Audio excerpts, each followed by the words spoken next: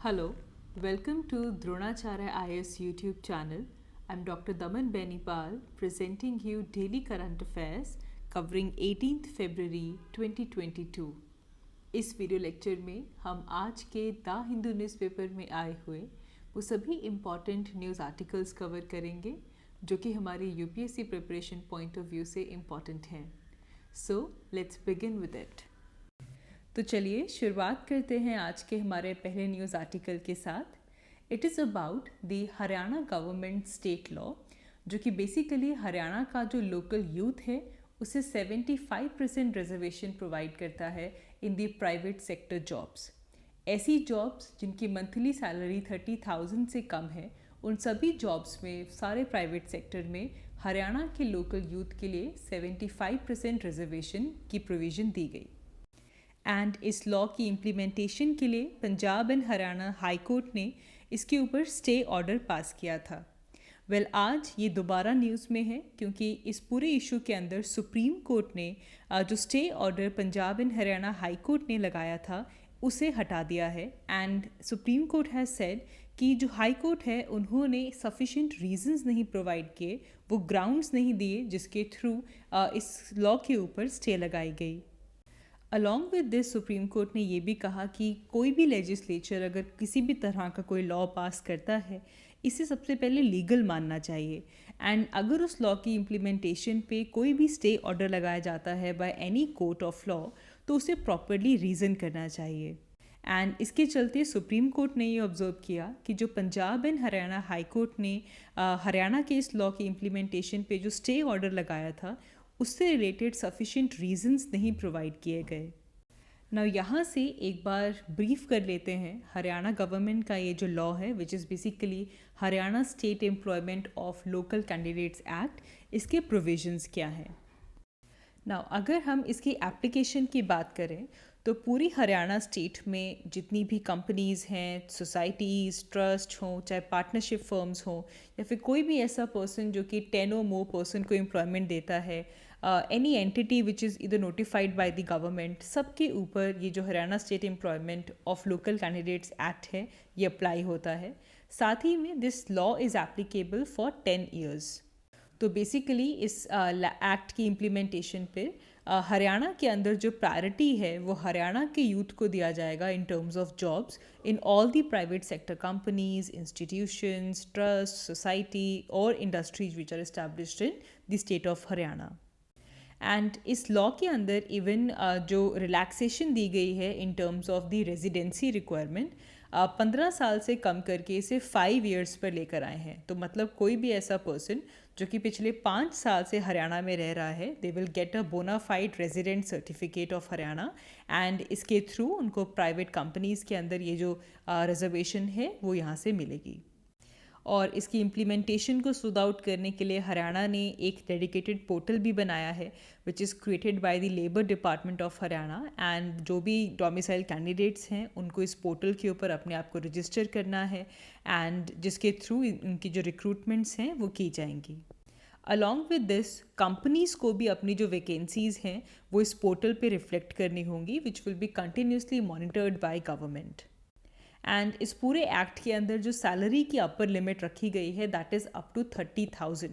तो ये जो रिजर्वेशन का जो प्रोविज़न है प्राइवेट सेक्टर में ये उन्हीं जॉब्स पे अप्लाई होगा जिनकी monthly salary up to 30,000 rupees है. एंड इस पूरे एक्ट को इम्प्लीमेंट करने के लिए कंपनीज़ को 3 मंथ्स का टाइम दिया गया है. और अगर इसकी इम्प्लीमेंटेशन नहीं होती है, कोई से नॉन कंप्लायंस का केस आता है तो ऐसे केस में यहाँ पे फ़ाइन है. It can vary from 25,000 to 1 lakh rupees. Now we need to know कि हरियाणा गवर्नमेंट ने ये स्टेप क्यों लिया. ना हरियाणा के अंदर काफ़ी ज़्यादा अनएम्प्लॉयमेंट रेट चल रहा है. अगर हम फेबररी का अनएम्प्लॉयमेंट देखें तो हरियाणा में it was over 26%.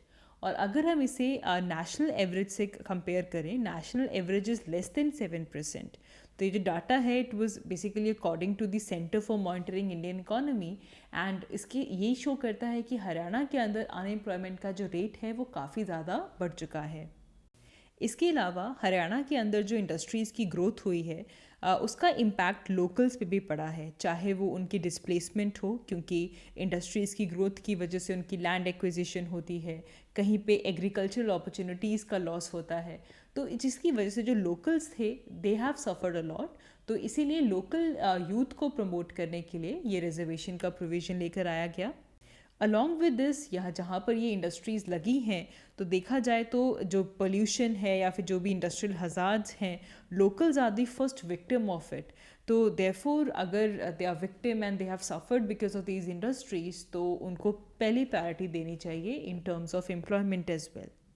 Already reservation हम देखते हैं कि कास्ट बेसिस या फिर जेंडर बेसिस पे दी जाती है।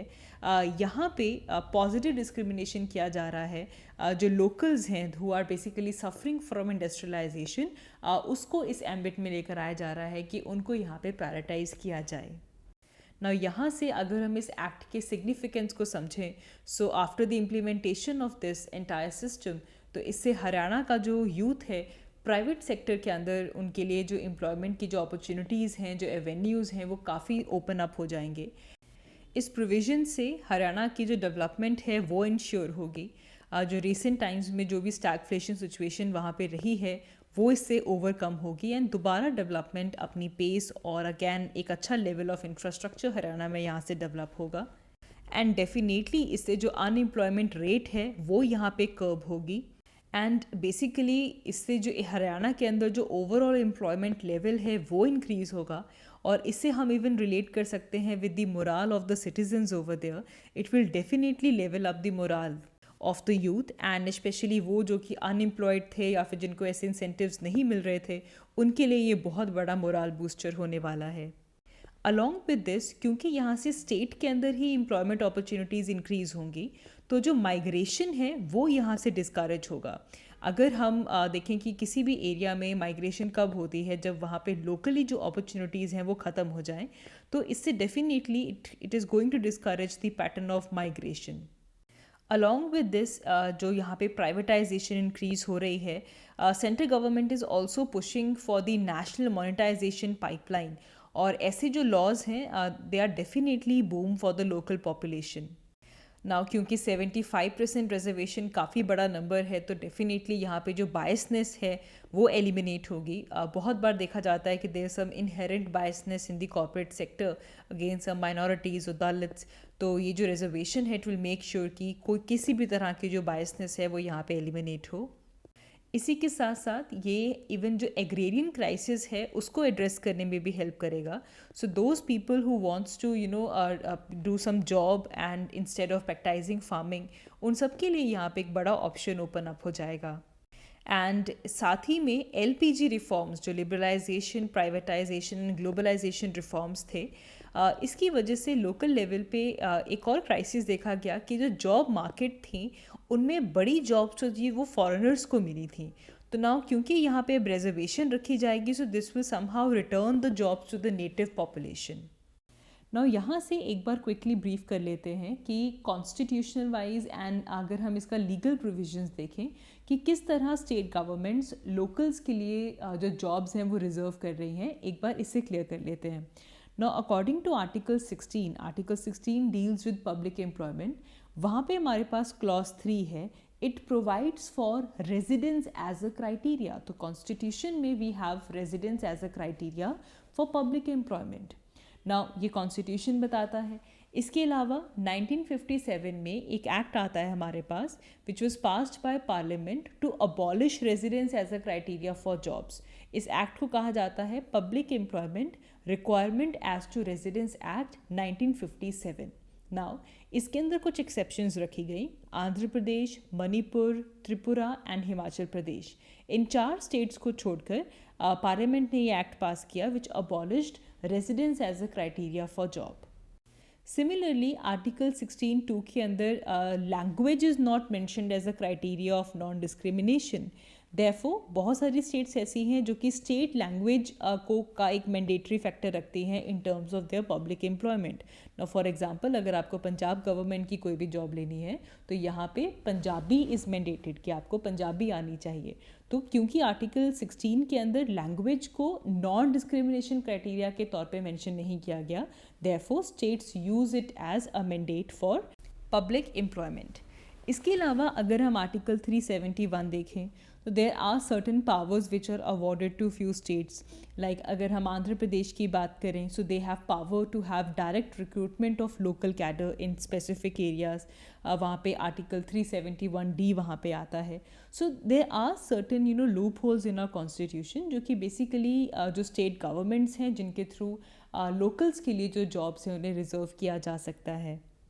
एंड सबसे बड़ी बात, कॉन्स्टिट्यूशन में जो जॉब्स की बात की जाती है those are government jobs, public jobs की बात होती है। लेकिन हरियाणा गवर्नमेंट ने जो रिजर्वेशन की है that is done in the private sector. इसके अलावा अगर हम कुछ प्रीवियस जुडिशियल वर्डिक्ट्स देखें तो 1984 में doctor Pradeep Jain versus union of India का केस आता है हमारे पास। एंड इस लेजिस्लेशन में basically sons of the soil उसे इस टर्म को अनकॉन्स्टिट्यूशनल बताया गया था एंड कहा गया था कि it is providing a different aspect of our right to equality.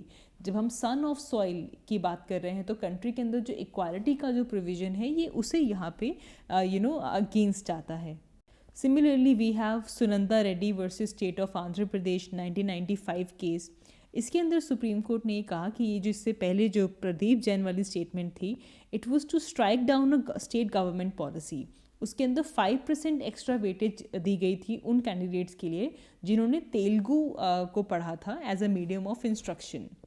Similarly 2002 के अंदर सुप्रीम कोर्ट ने कुछ गवर्नमेंट टीचर्स जो कि राजस्थान में अपॉइंट किए गए थे उनकी अपॉइंटमेंट को इनवैलिडेट किया था क्योंकि जो स्टेट सिलेक्शन बोर्ड था they gave preference to the applicants who belong to a particular district और rural area in districts which are concerned. तो क्योंकि वहाँ पे अगैन किसी एक पर्टिकुलर एरिया को फेवर किया गया, इसको भी इनवैलिड डिक्लेयर किया गया था।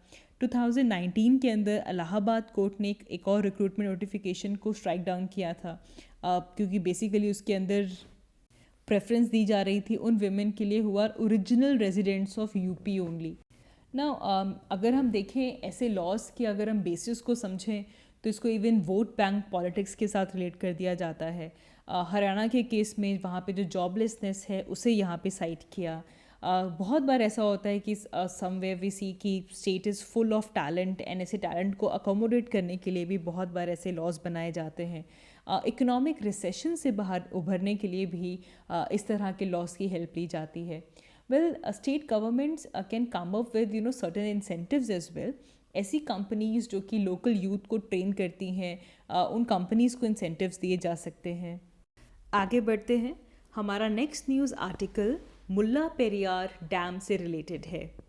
सबसे पहले मुल्ला पेरियार डैम इशू को समझते हैं, इसके बैकग्राउंड को देखते हैं, उसके बाद हम देखेंगे कि इस पर्टिकुलर आर्टिकल में क्या दिया गया है।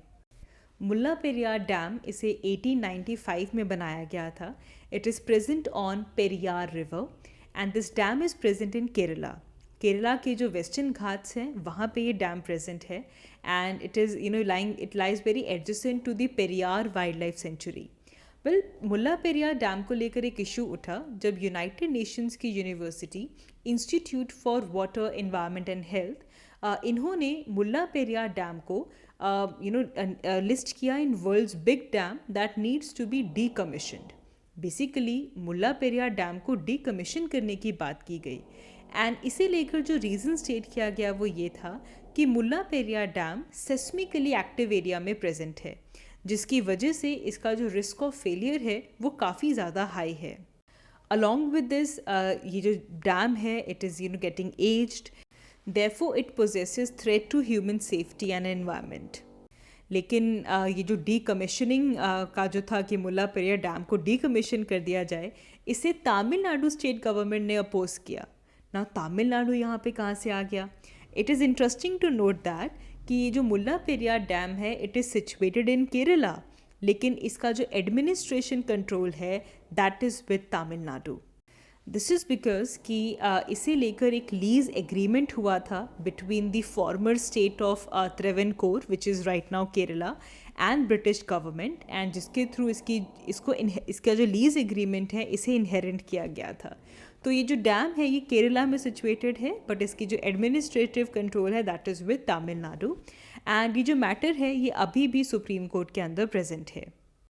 तो इसकी सेफ्टी को लेकर, मुल्ला पेरियार डैम के सेफ्टी इशू को लेकर supreme court was hearing a petition, जिसके अंदर मुल्ला पेरियार डैम का जो वाटर लेवल था उसे लेकर कंसर्न्स रेज किए गए। नाउ जब भी हम मुल्ला पेरियार डैम की सेफ्टी की बात करें, validity, fairness of the lease agreement, इन सब की अगर हम बात करें तो it leads to dispute between Kerala and Tamil Nadu.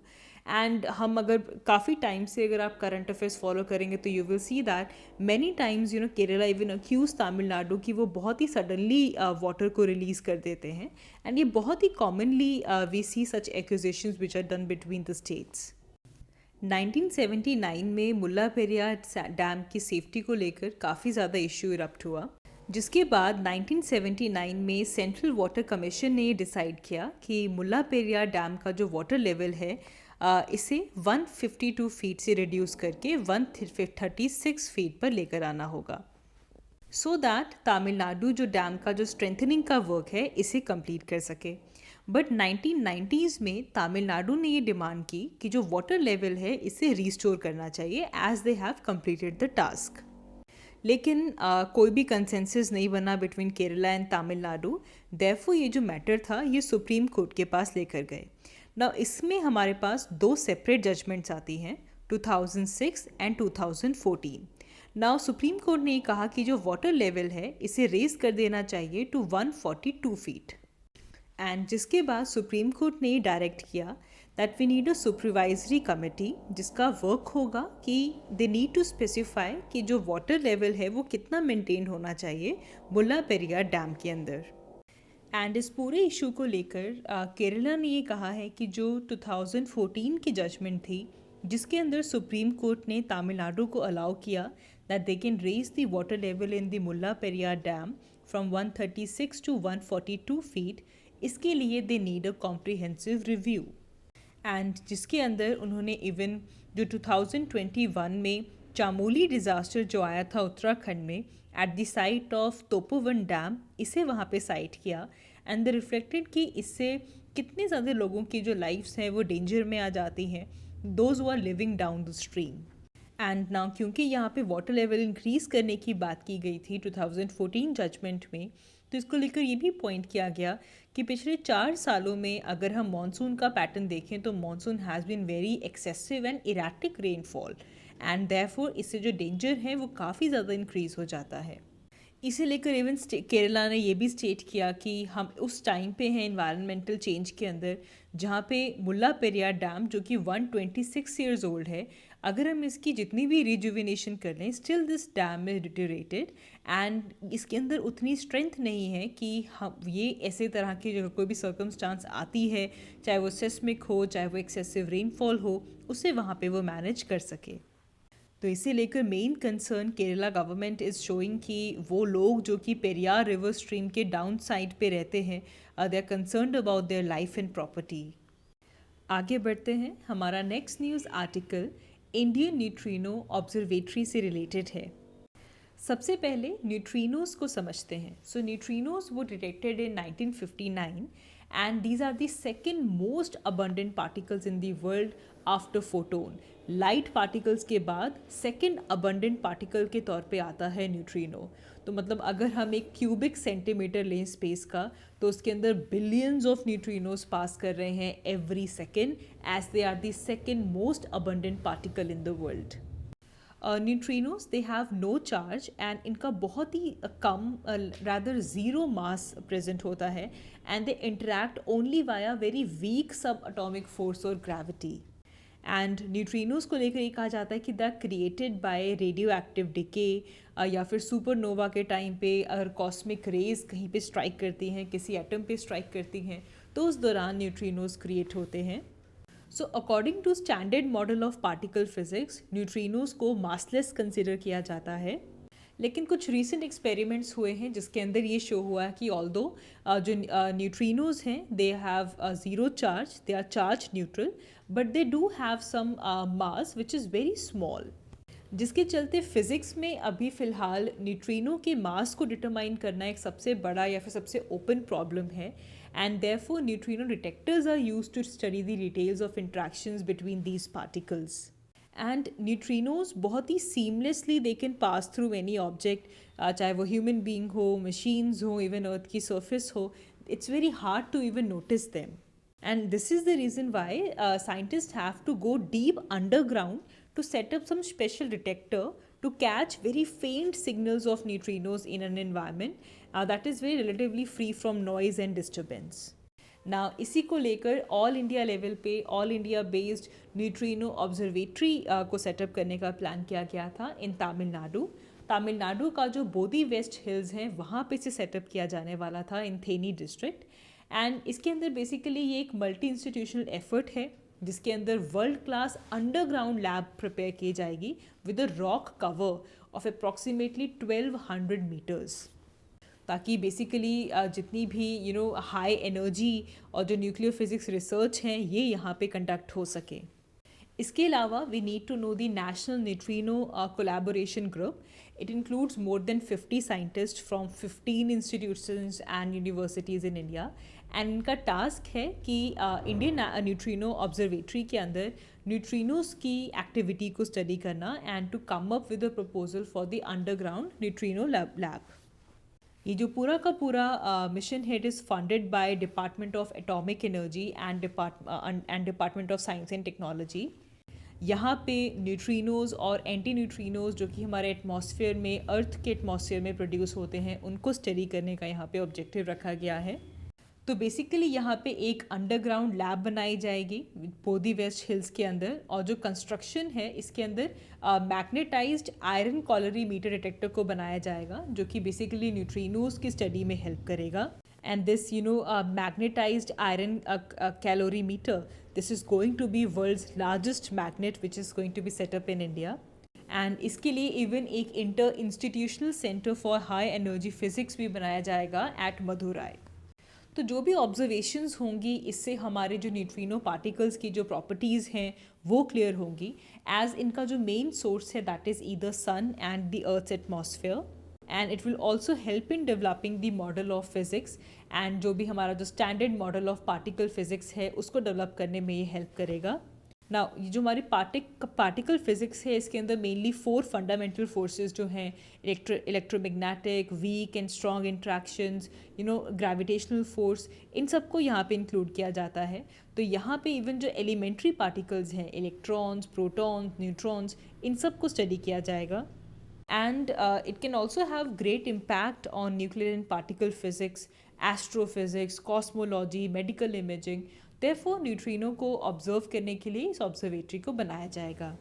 इस प्रोजेक्ट को नेशनल ग्रीन ट्रिब्यूनल में चैलेंज किया गया क्योंकि इसे वेस्टर्न घाट्स के अंदर सेटअप किया जाएगा. तो कहा गया है that it is going to be adversely impacting the ecosystem of western Ghats. And इसको लेकर जो नेशनल ग्रीन ट्रिब्यूनल है उन्होंने इस प्रोजेक्ट को इन्वायरमेंटल क्लियरेंस दे दी. हाउएवर जो हमारी बोधी वेस्ट हिल्स हैं वहाँ पे जो विलेजर्स हैं पोटीपुरम पंचायत वो इसके अगेंस्ट काफ़ी ज़्यादा एजिटेट कर रही है. एंड काफ़ी बैनर्स लगाए जाते हैं as the friends of earth. Now इस पूरे इशू को लेकर तमिलनाडु ने सुप्रीम कोर्ट के आगे ये क्लियर कर दिया है that they don't want Indian neutrino observatory to be set up in this sensitive ecological zone of western Ghats as it going to cost great amount of wildlife and biodiversity. And even इसको लेकर जो local population की जो opposition है उसे neglect नहीं किया जा सकता क्योंकि इसकी जो लोकेशन है that is going to be present in the western Ghats. तो इसको लेकर स्टेट ने कहा कि this project is going to distress the ecosystem over here and इसकी वजह से काफ़ी ज़्यादा इरिवर्सिबल डैमेज हो सकता है. ऑलरेडी जो वेस्टर्न घाट्स हैं वहाँ पे हम पढ़ते हैं कि जो इकोलॉजिकल डैमेज है वो काफ़ी हो चुका है. It's going to be big threat to that as well. आगे बढ़ते हैं. इसके अलावा इंडिया और United Arab Emirates are going to sign their first ever bilateral free trade agreement today. तो जो फ्री ट्रेड एग्रीमेंट इंडिया और यूएई के अंदर साइन हो रहा है, that is basically comprehensive economic partnership agreement. ना यहाँ पे अगर हम इंडिया और यूएई के इकोनॉमिक रिलेशंस को समझें, so UAE is India's third largest trading partner. And इसके अलावा हम इंडिया और यूएई की टर्म्स में एक और चीज़ याद रखेंगे, that UAE is India second largest export destination after US. US के बाद सेकेंड नंबर पे यूएई आता है। Along with this, even UAE is the 8th largest investor in India as well. And यहाँ पे जो मेजर एक्सपोर्ट्स जो किए जाते हैं, that is in terms of petroleum products, precious metals, stones, James, jewellery, minerals etcetera. And जो mainly imports हम करते हैं यूएई से, that comes in the form of petroleum products, precious metals, stones, James, jewellery etcetera. And ये जो India और UAE के अंदर कॉम्प्रिहेंसिव इकोनॉमिक पार्टनरशिप एग्रीमेंट जो साइन हो रहा है, इसकी सिग्निफिकेंस को अगर हम देखें, it is expected to increase the bilateral trade between India and UAE. And जो गुड्स का जो ट्रेड है, it can go up to $10 billion within 5 years of this agreement. And अगर हम सर्विसेज की बात करें, it can go to 15 billion। And therefore काफ़ी ज़्यादा बड़ी सोशल और इकोनॉमिक अपॉर्चुनिटीज़ हैं दोनों India as well as UAE के लिए। ना हमने हमारी रिसेंट वीडियो में भी कितने तरह के फ्री ट्रेड एग्रीमेंट्स होते हैं बहुत रिसेंटली कवर किया है। वेल यहाँ पे कॉम्प्रिहेंसिव इकोनॉमिक पार्टनरशिप एग्रीमेंट की बात हुई है, इसे समझते हैं। It is again a free trade agreement. इसके अंदर जो कंट्रीज़ हैं वो trade in services as well as जो इन्वेस्टमेंट है उसे यहाँ पे कवर करती हैं। It covers the negotiations on trade facilitation, custom cooperation, intellectual property rights, competition. तो सर्विसेज और इन्वेस्टमेंट्स, आईपीआर, इन सबको यहाँ पे कवर किया जाता है। So it is more comprehensive than simply the free trade agreement. इसे हम ये भी कह सकते हैं that it's a regulatory aspect of trade. And इसके अंदर वो सारे एग्रीमेंट्स आते हैं which covers the regulatory issues of the particular trade. UAE के अलावा इंडिया का साउथ कोरिया और जापान के साथ भी comprehensive economic partnership agreement signed है। आगे बढ़ते हैं। हमारा नेक्स्ट न्यूज़ आर्टिकल इंडिया में जो रिफ्यूजीज़ हैं, रिफ्यूजीज़ की पॉलिसी को लेकर है। वेल इसे लेकर न्यूज़ ये आई है कि नेशनल ह्यूमन राइट्स कमीशन ने एक मॉडल लॉ ऑलरेडी प्रिपेयर कर दिया है on asylum and refugees. It was drafted by the NHRC but it is not implemented by government. ना हम अगर इंडिया की रिफ्यूजी पॉलिसी को समझें तो सबसे पहली चीज़ आपने नोट करनी है that India do not have a specific legislation to address the problem of refugees. However हम देख रहे हैं कि कितनी ज़्यादा रिफ्यूजीज़ की जो प्रॉब्लम है वो इंक्रीज़ हो रही है। There so many refugees are coming to India, चाहे वो रोहिंग्यास का इशू क्यों ना हो। तो but we don't have a specific legislation to deal with it. अगर हम बात करें फॉरेनर्स एक्ट 1946 की, so it fails to deal with the peculiar problem जो कि रिफ्यूजीज़ फेस करते हैं। रादर इस एक्ट के अंदर सेंट्रल गवर्नमेंट को पावर मिलती है कि जो भी कोई फॉरेन सिटीज़न है उसको इंडिया से डिपोर्ट किया जाए। इसके अलावा अगर हम सिटीजनशिप अमेंडमेंट एक्ट 2019 देखें तो इसके अंदर मुस्लिम्स को एक्सक्लूड किया गया है from the ambit of providing citizenship. इसमें हिंदू, क्रिश्चियन, जैन, पारसी, सिख, बुद्धिस्ट, इनके जो इमिग्रेंट्स हैं एंड दैट टू जो सिर्फ और सिर्फ बांग्लादेश, पाकिस्तान और अफ़गानिस्तान से आए हैं, उनको यहाँ पे इंक्लूड किया गया है।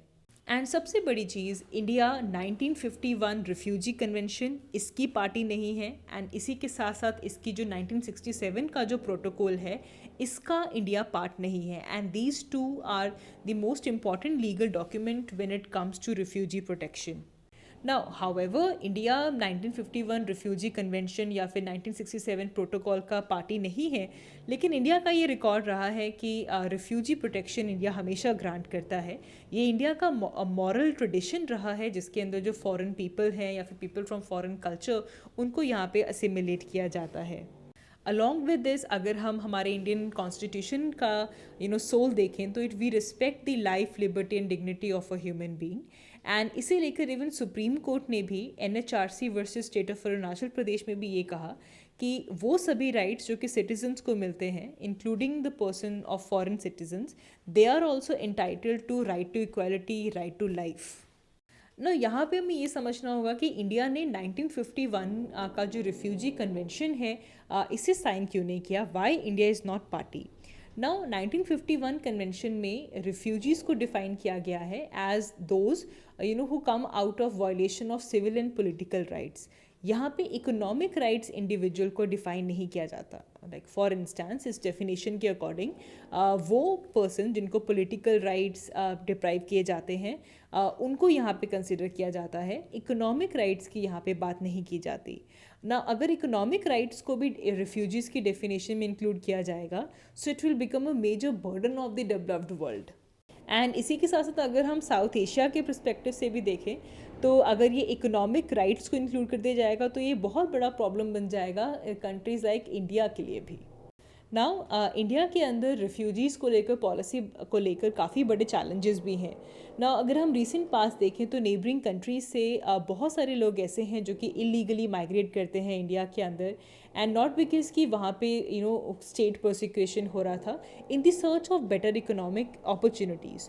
तो ऐसे केस में रिफ्यूजीज़ कौन हैं और इमिग्रेंट्स कौन हैं, इसका जो चैलेंज है ये बहुत बड़ा है।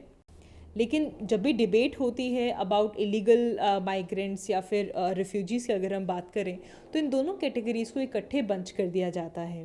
नाउ बिकॉज ऑफ दिस जो भी पॉलिसीज़ या फिर रेमेडीज़ बनती हैं उसको लेकर there is always lack of clarity as well as lack of political utility as well.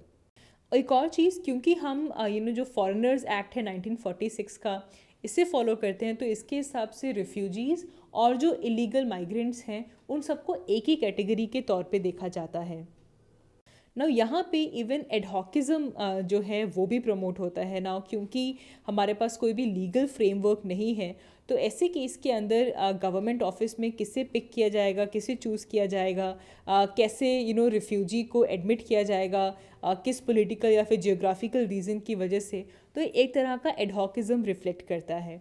और साथ ही में हमारा जो सिटीज़नशिप अमेंडमेंट एक्ट आया है इसे भी हम एक तरह से डिस्क्रिमिनेटरी कह सकते हैं, क्योंकि इसके अंदर रिलीजियस माइनॉरिटीज़ जो कि नेबरहुड से आई हैं उन्हीं को इंक्लूड किया जाता है, एंड यहाँ पे इवन सर्टेन रिलीजन्स को ही फेवर किया जा रहा है।